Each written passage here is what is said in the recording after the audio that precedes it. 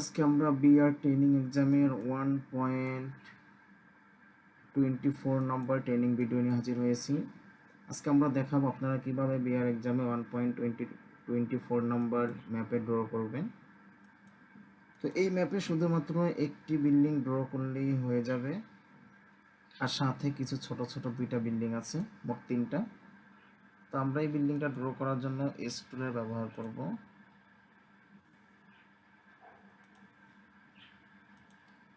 হয়ে গেল। এখানে দুটা ছোট বিল্ডিং আছে, এগুলো ই টুল দিয়ে ড্র করে দিব। শেষ। তো এভরিওয়ান 1.24 নম্বর ম্যাপ একদম সিম্পল, আমাদের অলরেডি কাজ শেষ। আশা করি আপনারা বুঝতে পেরেছেন।